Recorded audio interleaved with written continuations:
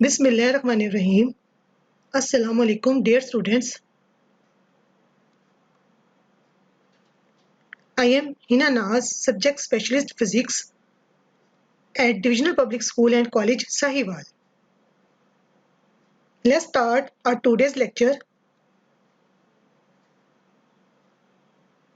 Chapter number 15, Electromagnetic Induction. Students, आज हम chapter number 15 के जिन टॉपिक्स को डिस्कस करेंगे इनमें फर्स्ट टॉपिक है Lenz's law and direction of induced EMF. Second topic है mutual induction.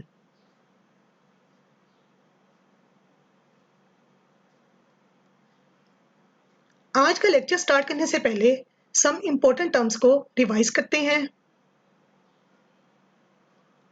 What is motional EMF? Motional EMF क्या है? The EMF induced by the motion of a conductor across a magnetic field is called motional EMF. जब कोई conductor magnetic field के cross move करेगा तो उसकी motion की वजह से जो ईएमएफ इंड्यूस्ड होगी उसे हम लोग मोशनल ईएमएफ कहेंगे। Formula motional EMF is equal to minus VBL sin theta. State Faraday's law of electromagnetic induction. Statement: the average EMF induced in a conducting coil of N loops is equal to the negative of the rate at which the magnetic flux through the coil is changing with time. Formula: induced EMF which is equal to minus N del phi by del T.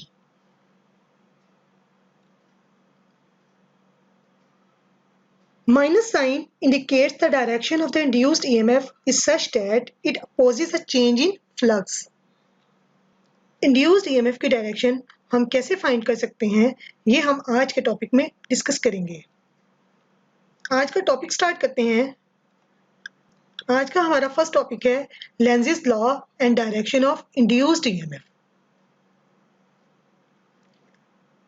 To determine the direction, we use a method based on the discovery made by the Russian physicist Heinrich Lenz in 1834.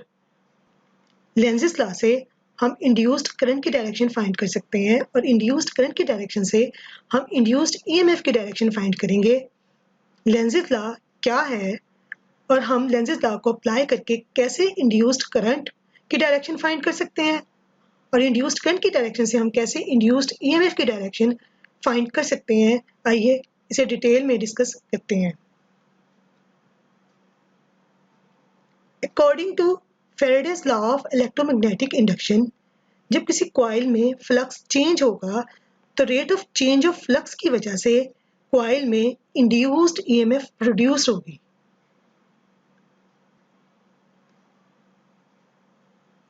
और जब किसी coil में EMF induced होगी तो coil में induce current flow करेगा। और हम जानते हैं जब किसी कॉइल में करंट फ्लो करता है तो वो मैग्नेटिक फील्ड प्रोड्यूस करता है। इंड्यूस्ड करंट की वजह से जो मैग्नेटिक फील्ड प्रोड्यूस होगी उसे हम कहेंगे इंड्यूस्ड मैग्नेटिक फील्ड। अब इस इंड्यूस्ड मैग्नेटिक फील्ड की डायरेक्शन क्या होगी? According to Lenz's law, induced current through magnetic field of induced current opposes the change that produces induced EMF. Induced current की वजह से जो induced magnetic field जनरेट हुई है इसकी डायरेक्शन इस तरह होगी कि इस चेंज इन फ्लक्स को अपोज करेगी जो induced EMF प्रोड्यूस करेगा। यानी अगर induced EMF ऐसे चेंज इन फ्लक्स की वजह से प्रोड्यूस हुई है जो इंक्रीज हो रहा था तो इंड्यूस्ड करंट की वजह से प्रोड्यूस होने वाली इंड्यूस्ड मैग्नेटिक फील्ड की डायरेक्शन इस तरह होगी कि वो इस इंक्रीजिंग फ्लक्स को डिक्रीज करने की कोशिश करेगी। और अगर इंड्यूस्ड ईएमएफ ऐसे चेंज इन फ्लक्स की वजह से प्रोड्यूस्ड हुआ है जो डिक्रीज हो रहा था तो इंड्यूस्ड करंट की वजह से प्रोड्यूस होने वाले इंड्यूस्ड मैग्नेटिक फील्ड की डायरेक्शन इस तरह होगी कि वो इस डिक्रीजिंग फ्लक्स को इंक्रीज करने की कोशिश करेगी। तो यहाँ से हम लोग लेंजेस लॉ को स्टेट कर सकते हैं। Statement: The direction of the induced current is always so as to oppose the change which causes the current. Induced current की डायरेक्शन हमेशा इस तरह होगी कि वो अपोज करेगा चेंज को जिसने उसे कॉज किया है। Lenz's law refers to induced currents and not to induced EMF, which means that we apply it to closed conducting loops or coils. Lenz's law को अप्लाई करके हम induced current की डायरेक्शन फाइंड कर सकते हैं। induced EMF की direction Lenz's law से find नहीं कर सकते। इस induced current की डायरेक्शन फाइंड आउट करने के लिए हम लोग Lenz's law को अप्लाई करेंगे क्लोज कंडक्टिंग लूप्स और कॉइल पर। अगर लूप क्लोज नहीं होगी तो हम लोग इमेजिन करेंगे कि लूप क्लोज है और फिर हम लेंजेस लॉ अप्लाई करके इंड्यूस्ड करंट की डायरेक्शन फाइंड करेंगे और इंड्यूस्ड करंट की डायरेक्शन से हम इंड्यूस्ड ईएमएफ की डायरेक्शन फाइंड कर सकते हैं।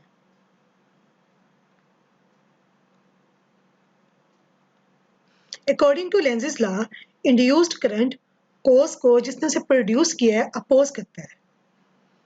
इंड्यूस्ड करंट कैसे कोस को अपोज करता है इसे एक एग्जांपल से समझते हैं। इसके लिए लेंजेस लॉ को अप्लाई करते हैं कॉइल पर जिसमें करंट इंड्यूस्ड होता है by the movement of bar magnet.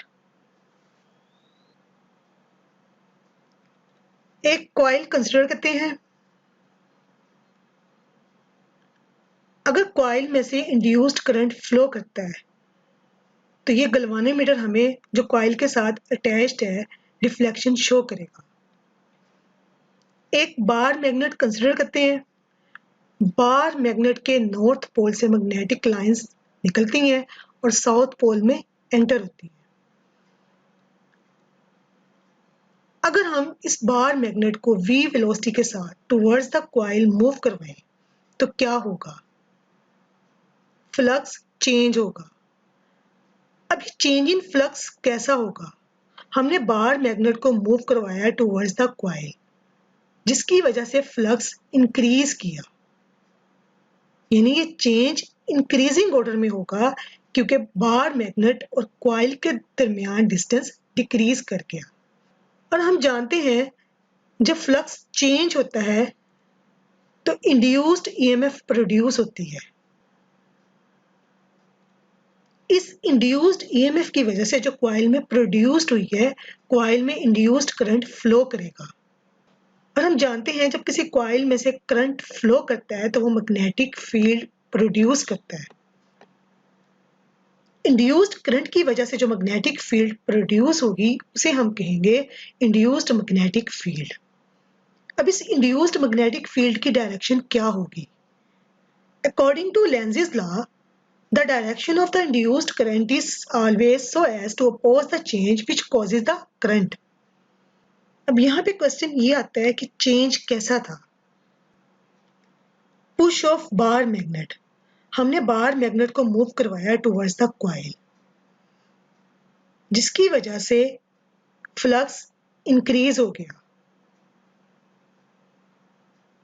According to Lenz's law, induced current की वजह से जो इंड्यूस्ड मैग्नेटिक फील्ड प्रोड्यूस हुई है वो इस चेंज इन फ्लक्स को अपोज करेगी।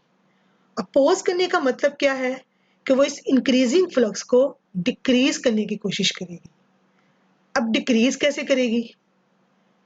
इंड्यूस्ड करंट की वजह से कॉइल में जो इंड्यूस्ड मैग्नेटिक फील्ड प्रोड्यूस हुई है उसकी डायरेक्शन इस तरह हो कि वो बार मैग्नेट के नॉर्थ के सामने नॉर्थ बनाए। जब नॉर्थ इस साइड पे बनेगा तो साउथ दूसरी साइड पे बनेगा और मैग्नेटिक फील्ड की डायरेक्शन कुछ इस तरह से होगी। जब इंड्यूस्ड मैग्नेटिक फील्ड का नॉर्थ बार मैग्नेट के नॉर्थ के सामने बनेगा तो दोनों लाइक पोल्स एक दूसरे को रिपेल करेंगे जिसकी वजह से बार मैग्नेट बैकवर्ड डायरेक्शन में मूव करेगा और फ्लक्स डिक्रीज होगा। यहां से हम लोग लेंजेस लॉ को रिपीट कर सकते हैं कि हमने बार मैग्नेट को मूव करवाया टूवर्ड्स द कॉइल, जिसकी वजह से फ्लक्स इंक्रीज किया। फ्लक्स में चेंज की वजह से कॉइल में इंड्यूस्ड ईएमएफ प्रोड्यूस्ड हुई, जिसकी वजह से कॉइल में इंड्यूस्ड करंट फ्लो किया, और इंड्यूस्ड करंट की वजह से इंड्यूस्ड मैग्नेटिक फील्ड इस डायरेक्शन में प्रोड्यूस्ड हुई कि उसने इस इंक्रीजिंग फ्लक्स को डिक्रीज किया, बार मैग्नेट को बैकवर्ड डायरेक्शन में मूव करवा के। इस कॉइल में इंड्यूस्ड करंट की डायरेक्शन हम राइट हैंड रूल से फाइंड कर सकते हैं। हम राइट हैंड रूल अप्लाई करेंगे इंड्यूस्ड करंट की डायरेक्शन फाइंड आउट करने के लिए। हम कॉइल को ग्रैब करेंगे राइट हैंड में, थंब को प्लेस करेंगे नॉर्थ की डायरेक्शन में, और कर्लिंग फिंगर इंडिकेट करेंगी डायरेक्शन ऑफ इंड्यूस्ड करंट, जो कि इस केस में एंटी क्लॉकवाइज डायरेक्शन में है, कॉइल के इस साइड से अपवर्ड और कॉइल की बैक साइड से डाउनवर्ड। इंड्यूस्ड करंट के फ्लो की वजह से गैल्वानोमीटर डिफ्लेक्शन शो करेगा।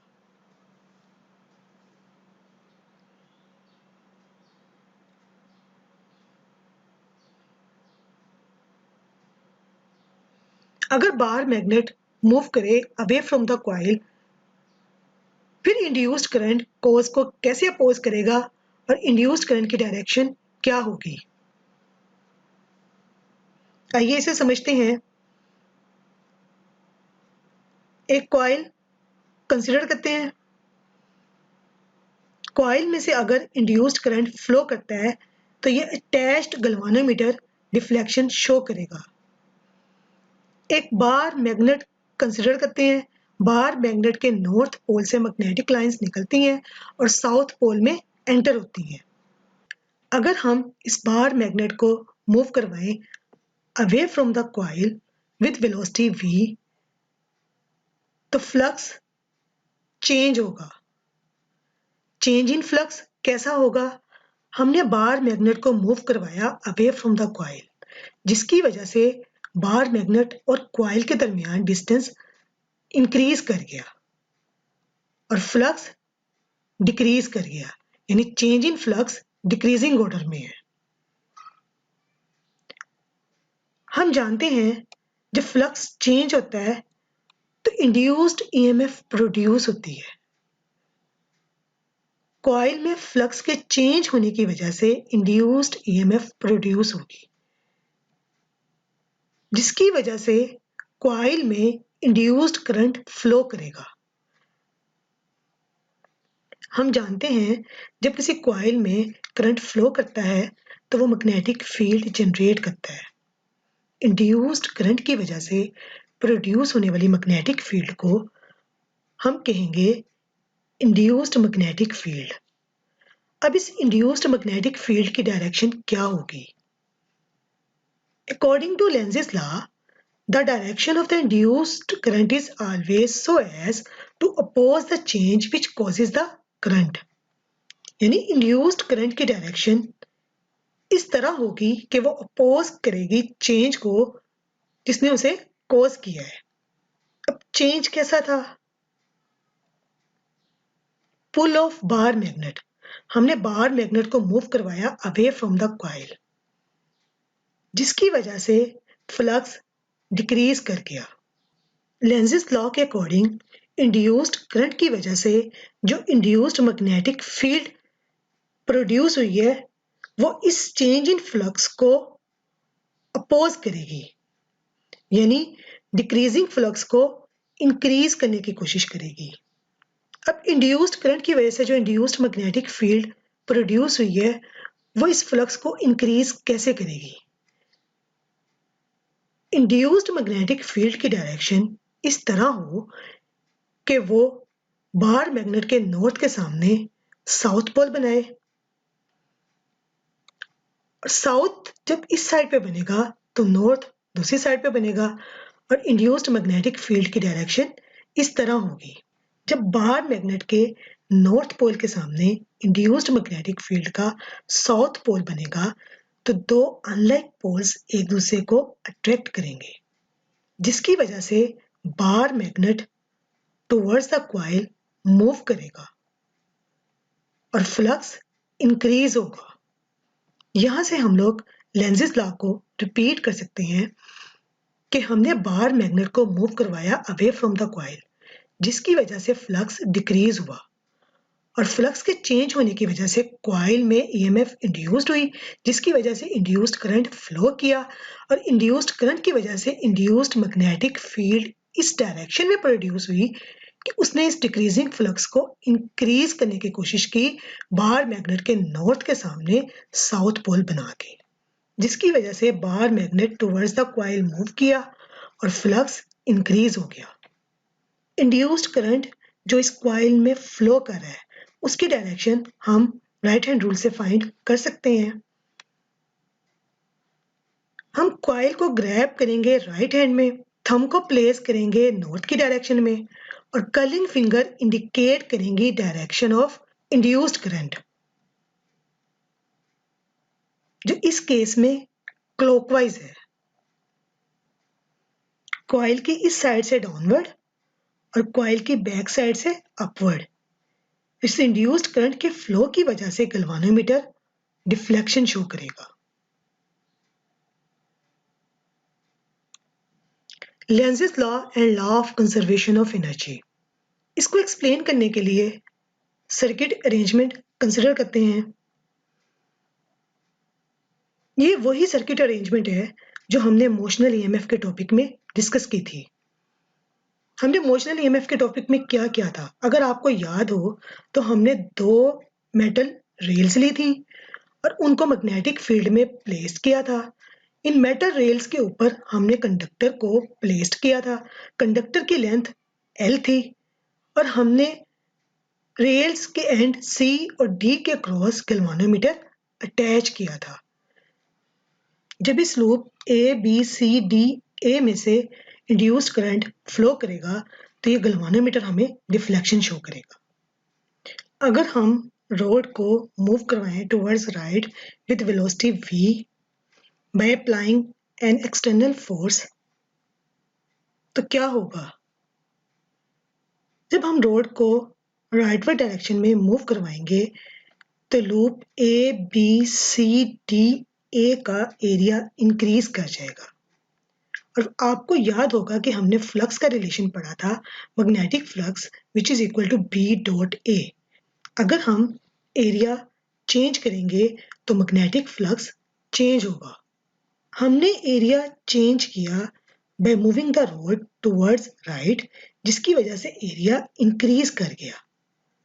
अब इस चेंज इन एरिया की वजह से मैग्नेटिक फ्लक्स चेंज होगा और हम जानते हैं जब मैग्नेटिक फ्लक्स चेंज होता है तो इंड्यूस्ड ईएमएफ प्रोड्यूस होती है, जिसकी वजह से इंड्यूस्ड करंट कंडक्टर में से एंटी क्लॉकवाइज डायरेक्शन में फ्लो करेगा। अगर आपको याद हो तो हमने एक टॉपिक पढ़ा था, moving current carrying conductor in the magnetic field experiences a magnetic force. जब कोई current carrying conductor magnetic field में मूव करता है तो वो फोर्स एक्सपीरियंस करता है। इस मैग्नेटिक फोर्स की डायरेक्शन जो ये करंट कैरिंग कंडक्टर एक्सपीरियंस करेगा हम राइट हैंड रूल से फाइंड कर सकते हैं। हम थंब को प्लेस करेंगे करंट की डायरेक्शन में, फिंगर्स को प्लेस करेंगे मैग्नेटिक फील्ड की डायरेक्शन में और perpendicular on the palm will show the direction of magnetic force.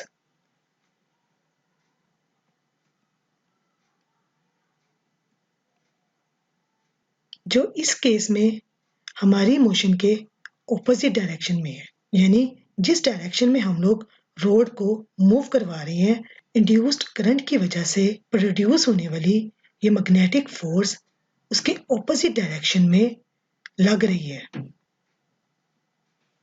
हम रोड को राइटवर्ड डायरेक्शन में मूव करवा रहे हैं, लेकिन इंड्यूस्ड करंट की वजह से जो मैग्नेटिक फोर्स प्रोड्यूस हुई है ये हमारी मोशन के ऑपोजिट डायरेक्शन में फोर्स अप्लाई कर रही है और रोड को स्टॉप करने की कोशिश कर रही है। हम रोड को राइटवर्ड डायरेक्शन में मूव करवा के loop A B C D A का एरिया इंक्रीज कर रहे हैं जिसकी वजह से फ्लक्स इंक्रीज हो रहा है, लेकिन इंड्यूस्ड करंट की वजह से प्रोड्यूस होने वाली मैग्नेटिक फोर्स इस डायरेक्शन में है कि ये इस एरिया को डिक्रीज कर रही है हमारी मोशन के ऑपोजिट डायरेक्शन में फोर्स अप्लाई करके, जिसकी वजह से फ्लक्स डिक्रीज हो रहा है। तो according to Lenz's law induced current की डायरेक्शन इस तरह है कि वो कोस को अपोज कर रही है। हमारी एक्सटर्नल फोर्स जिसको हम ड्रैग फोर्स भी कह सकते हैं, हम अप्लाई कर रहे हैं रोड को राइटवर्ड डायरेक्शन में मूव करवाने के लिए। जब तक हम ये फोर्स अप्लाई करते रहेंगे रोड राइटवर्ड डायरेक्शन में मूव करता रहेगा, जिसकी वजह से इंड्यूस्ड करंट फ्लो करेगा। जब तक हम ये फोर्स अप्लाई करते रहेंगे जब तक इंड्यूस्ड करंट फ्लो करता रहेगा, और जब हम ये एक्सटर्नल फोर्स रिमूव कर देंगे या अप्लाई करना बंद कर देंगे तो इंड्यूस्ड करंट भी फ्लो करना बंद हो जाएगा। तो हम लोग कह सकते हैं energy from drag force is the source of induced current, यानी हमारी मैकेनिकल एनर्जी इलेक्ट्रिकल एनर्जी में कन्वर्ट हो रही है। तो हम कह सकते हैं electromagnetic induction is exactly according to the law of conservation of energy, यानी electromagnetic induction law of conservation of energy के अकॉर्डिंग है।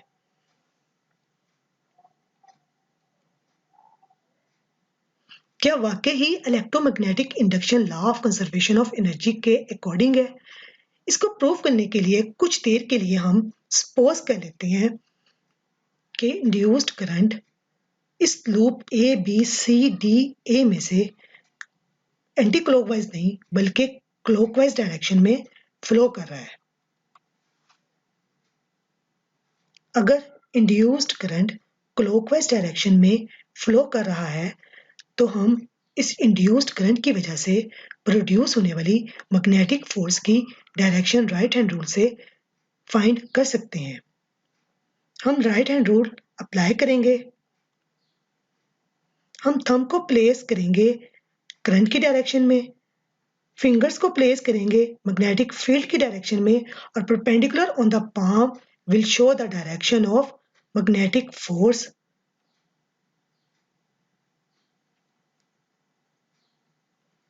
जो कि हमारी मोशन के पैरेलल डायरेक्शन में है, यानी जिस डायरेक्शन में हम रोड को मूव करवा रहे हैं उसी डायरेक्शन में ये एफएम फोर्स लग रही है, यानी ये फोर्स भी रोड को राइटवर्ड डायरेक्शन में मूव करवा रही है। ये फोर्स हमारी मोशन को सपोर्ट कर रही है, जिसकी वजह से स्ट्रोंगर इंड्यूस्ड करंट प्रोड्यूस होगा, और ये इंड्यूस्ड करंट प्रोड्यूस करेगा इंड्यूस्ड मैग्नेटिक फील्ड को, जिसकी वजह से मैग्नेटिक फोर्स इंक्रीज होगी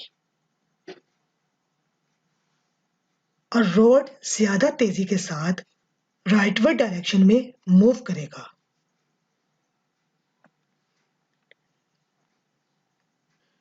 इंड्यूस्ड करंट की वजह से ये मैग्नेटिक फोर्स जनरेट हुई है।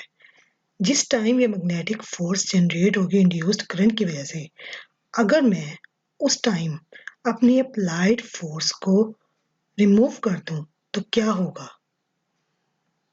इंड्यूस्ड करंट की वजह से प्रोड्यूस होने वाली ये मैग्नेटिक फोर्स इस डायरेक्शन में है कि ये इंड्यूस्ड करंट को प्रोड्यूस करेगी, और इंड्यूस्ड करंट इस डायरेक्शन में प्रोड्यूस होगा कि ये इस फोर्स को जनरेट करेगा। इट मींस कि फोर्स करंट को जनरेट कर रही है और करंट फोर्स को जनरेट कर रहा है विदाउट टेकिंग एनी इनपुट। हमने फिनोमेना को जस्ट स्टार्ट किया था by moving conductor in rightward direction, जिसकी वजह से इंड्यूस्ड करंट फ्लो किया। इंड्यूस्ड करंट इस डायरेक्शन में प्रोड्यूस हुआ कि वो इस फोर्स को जनरेट कर रहा है और फोर्स इस करंट को जनरेट कर रही है विदाउट टेकिंग एनी इनपुट। तो ये law of conservation of energy की वायलेशन है कि हमें सर्किट में करंट मिले विदाउट टेकिंग एनी इनपुट। यानी हमें सर्किट में इलेक्ट्रिकल एनर्जी मिले without taking any mechanical energy. That is against the law of conservation of energy. Induced current कभी भी क्लॉकवाइज डायरेक्शन में नहीं होगा जब हम कंडक्टर को टुवर्ड्स राइट मूव करवाएंगे। जब हम कंडक्टर को टुवर्ड्स राइट मूव करवाएंगे तो induced current anti clockwise direction में होगा जब magnetic field into the paper होगी। So electromagnetic induction is according to the law of conservation of energy.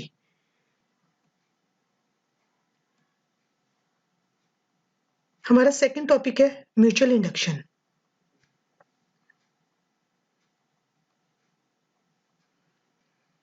The phenomenon in which a changing current in one coil induces an EMF in another coil is called the mutual induction. एक coil में current के change होने से दूसरे coil में EMF induced होगी तो ये फिनोमेना कहलाएगा म्यूचुअल इंडक्शन। एक्सप्लेनेशन, दो कॉइल कंसिडर करते हैं। These coils are placed close to each other. एक कॉइल को हम प्राइमरी कॉइल कह देते हैं, एक कॉइल को हम सेकेंडरी कॉइल कह देते हैं। Primary coil is connected with a battery through a switch and rheostat. Secondary coil को हम गैल्वानोमीटर के साथ कनेक्ट कर देते हैं। प्राइमरी कॉइल में स्विच ओपन है जिसकी वजह से प्राइमरी कॉइल में कोई करंट फ्लो नहीं कर रहा। अगर हम स्विच को क्लोज कर दें तो प्राइमरी कॉइल में करंट फ्लो करेगा और प्राइमरी में करंट की डायरेक्शन एरो से शो की गई है, कॉइल की बैक से अपवर्ड और कॉइल की इस साइड से डाउनवर्ड। जब किसी कॉइल में करंट फ्लो करता है तो मैग्नेटिक फील्ड प्रोड्यूस होती है। अगर हम इस मैग्नेटिक फील्ड की डायरेक्शन फाइंड आउट करना चाहें जो प्राइमरी कॉइल में करंट की वजह से प्रोड्यूस हुई है तो हम उसकी डायरेक्शन राइट हैंड रूल से फाइंड कर सकते हैं। डायरेक्शन को फाइंड करने के लिए हम कॉइल को ग्रैब करेंगे राइट हैंड में, फिंगर्स को कर्ल करेंगे in the direction of current और थंब इंडिकेट करेगा नॉर्थ की डायरेक्शन को और magnetic field lines north pole से निकलती हैं और साउथ में एंटर होती हैं। तो नॉर्थ यहाँ पे बनेगा और साउथ यहाँ पे बनेगा।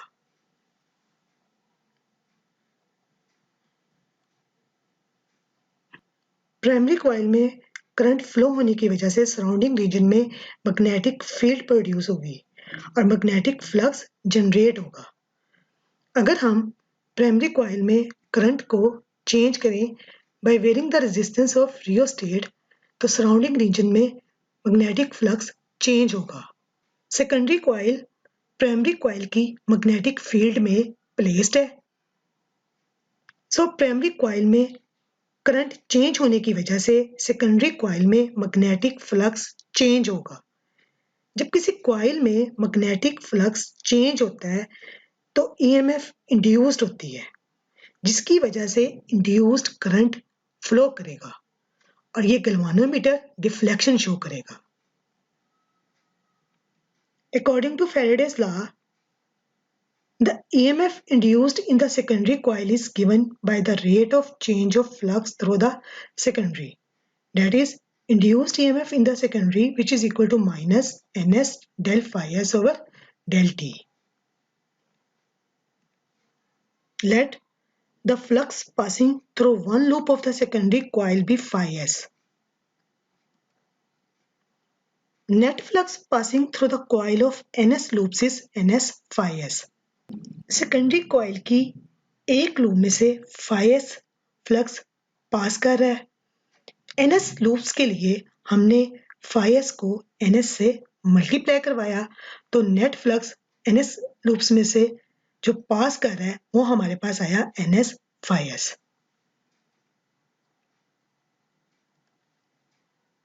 as this flux is proportional to the magnetic field produced by the current IP in the primary and magnetic field itself is proportional to IP.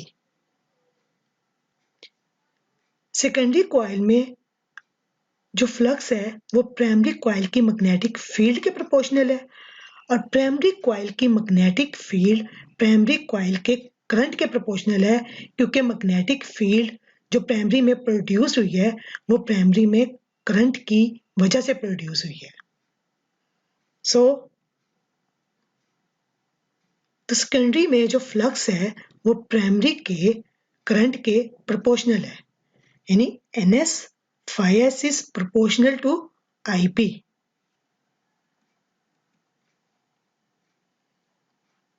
NS phi S is proportional to IP.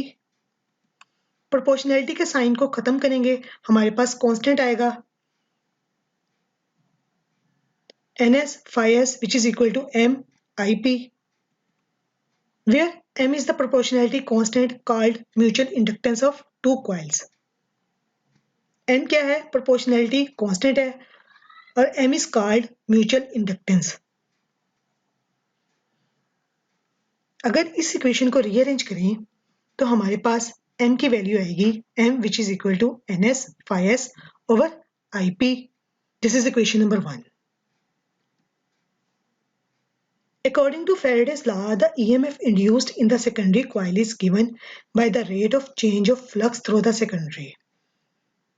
Induced EMF in the secondary is equal to minus NS del phi S over del T. यहाँ पे subscript में ये S secondary coil की वजह से लिखा है.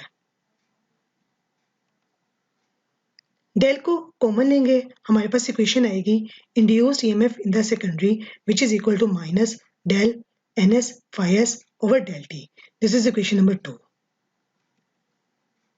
Putting NS phi S which is equal to M IP in equation 2 we get. Equation 2 में हम NS phi S को रिप्लेस करेंगे M IP से. हमारे पास इक्वेशन 2 कुछ इस तरह से बनेगी induced EMF in the secondary which is equal to minus del MIP over del T. अगर मैं इस डेल को मल्टीप्लाई करवाती हूँ तो हमारे पास इक्वेशन बनेगी induced EMF in the secondary which is equal to minus M del IP over del T.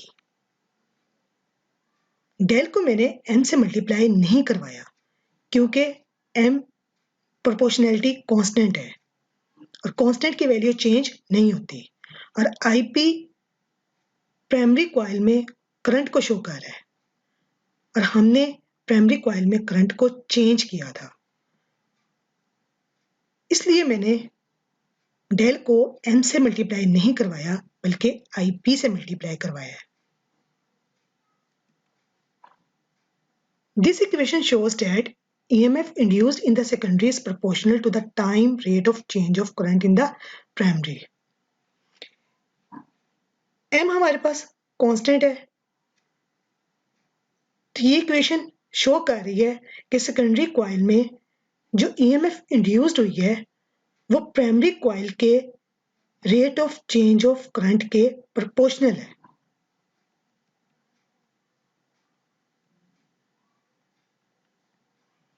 As induced EMF in the secondary which is equal to minus M del IP over del T. यहाँ negative sign क्या indicate कर रहा है? नेगेटिव साइन indicates the fact that the induced EMF is in such a direction that it opposes the change of current in the primary coil. Secondary coil में जो induced EMF produce हुई है वो इस डायरेक्शन में है कि वो अपोज कर रही है प्राइमरी कॉइल में चेंज इन करंट को. While finding out value of M, negative sign is ignored.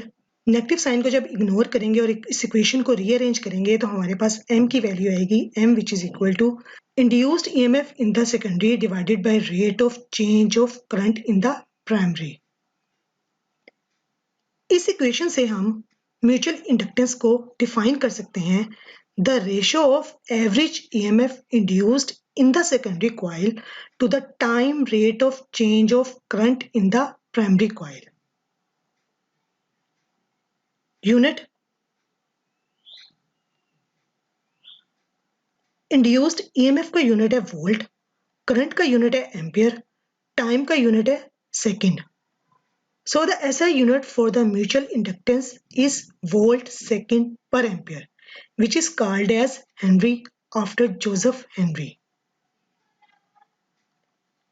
Henry को डिफाइन करते हैं. 1 Henry is the mutual inductance of the pair of coils in which the rate of change of current of 1 ampere per second in the primary causes an induced EMF of 1 volt in the secondary. Pair of coil की mutual inductance 1 Henry होगी जब 1 ampere per second का current change होगा primary में, जिसकी वजह से secondary में ईएमएफ इंड्यूस्ड होगी 1 वोल्ट की.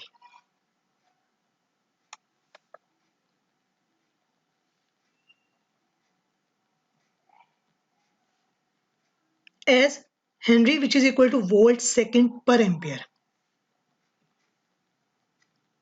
as ohm which is equal to volt per ampere.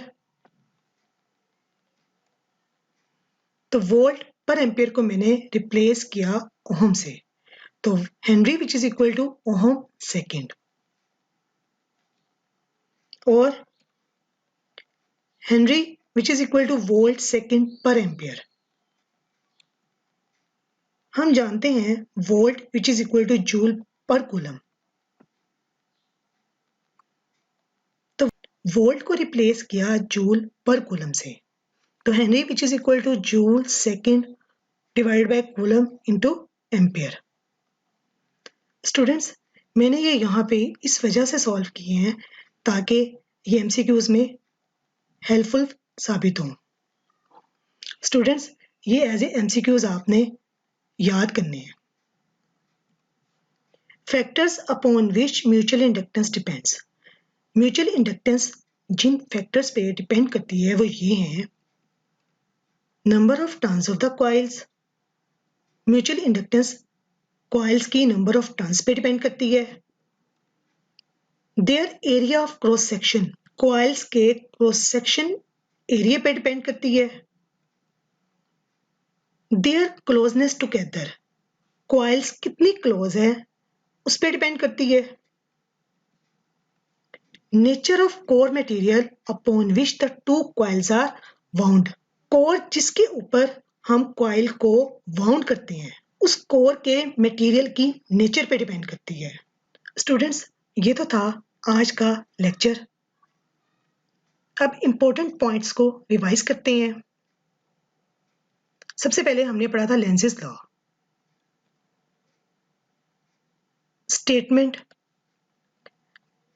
The direction of the induced current is always so as to oppose the change which causes the current. Lenz's law के according induced current की direction हमेशा इस तरह होगी कि वो oppose करेगा change को जिसने उसे प्रोड्यूस किया है. Lenz's law refers to induced current, it does not refers to induced EMF. Lenz's law से हम इंड्यूस्ड करंट की डायरेक्शन फाइंड कर सकते हैं. इसके लिए हमने लेंज़ेस लॉ को अप्लाई किया था फॉर क्लोज कंडक्टिंग लूप्स और कॉइल पर, और इंड्यूस्ड करंट की डायरेक्शन फाइंड करके उससे हम इंड्यूस्ड ईएमएफ की डायरेक्शन फाइंड कर सकते हैं. Lenz's law is also a statement of law of conservation of energy. Lenz's law of conservation of energy के अकॉर्डिंग है. सेकेंड टॉपिक हमने पढ़ा था mutual induction. What is mutual induction? इसको रिवाइज करते हैं. The phenomenon in which a changing current in one coil induces an EMF in another coil is called the mutual induction.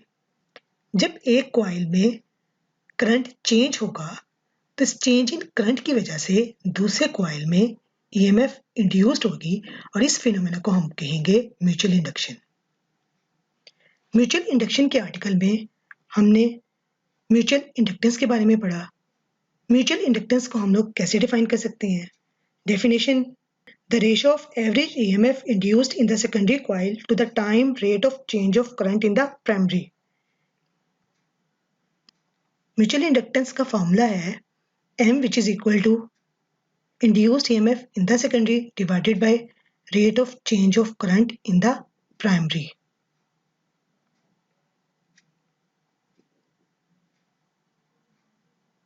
Mutual inductance का SI unit है volt second per ampere, which is called Henry.